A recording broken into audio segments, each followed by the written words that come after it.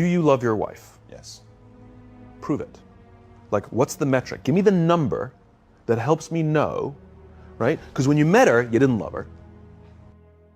Now you love her, right? Tell me the day the love happened. It's an impossible question.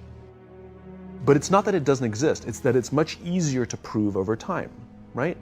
Leadership is the same thing. It's about transition. So if you were to go to the gym, it's like exercise, right?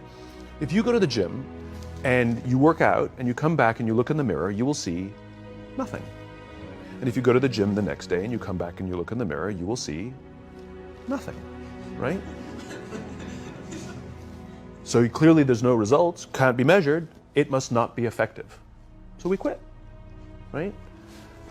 Or if you fundamentally believe that this is the right course of action and you stick with it, like in a relationship, I bought her flowers and I wished her happy birthday, and she doesn't love me.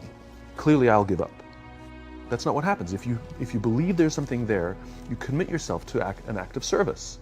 You commit yourself to the regime, the exercise. You can screw it up. You can eat chocolate cake one day, you can skip a day or two. You know, it allows for that. But if you stick with it consistently, I'm not exactly sure what day, but I know you'll start getting into shape. I know it. And the same with the relationship. It's not about the events. It's not about intensity. It's about consistency, right? You go to the dentist twice a year, your teeth will fall out. You have to brush your teeth every day for 2 minutes. What does brushing your teeth twice a day for 2 minutes do? Nothing. Unless you do it every day, twice a day for 2 minutes. Right? It's the consistency. Going to the gym for 9 hours does not get you into shape. Working out every day for 20 minutes gets you into shape. So the problem is we treat leadership with intensity. We have a 2-day offsite, we invite a bunch of speakers, we give everybody a certificate, you're a leader, right? Those things are like going to the dentist. They're very important, they're good for reminding us or getting us back on track, learning new lessons, but it's the daily practice of all the monotonous, little, boring things like brushing your teeth that matter the most. She didn't fall in love with you because you remembered her birthday and bought her flowers on Valentine's Day. She fell in love with you because when you woke up in the morning, you said good morning to her before you checked your phone. She fell in love with you because when you went to the fridge to get yourself a drink, you got her one without even asking. She fell in love with you because when you had an amazing day at work and she came home and she had a terrible day at work, you didn't say, yeah, but let me tell you about my day.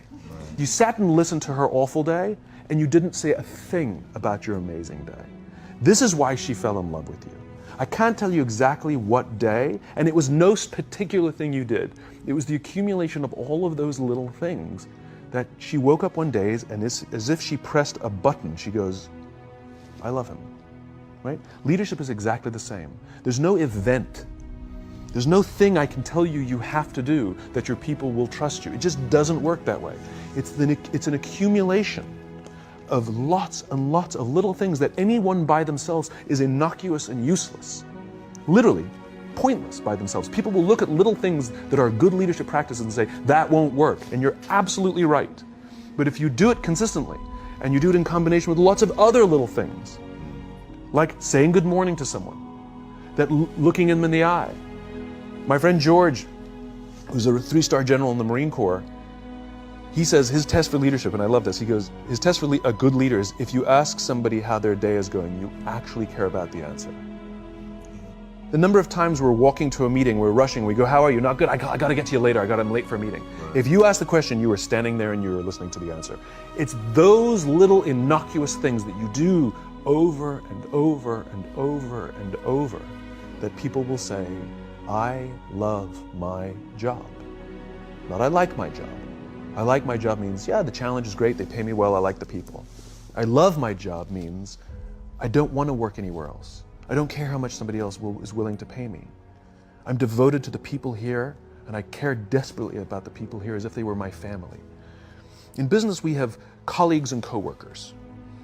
In the military, they have brothers and sisters.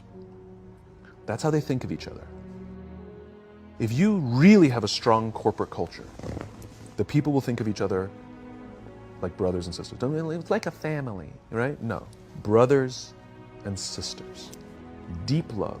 Fight, but the love doesn't go away. Bicker, the love doesn't go away. And I'll fight with my sister, but if you threaten my sister, you're going to have to deal with me. Right? We'll fight internally, we'll bicker with each other, but nobody's going to hurt each other. And if anything from the outside shows up, you're looking at a unified front. Brothers and sisters.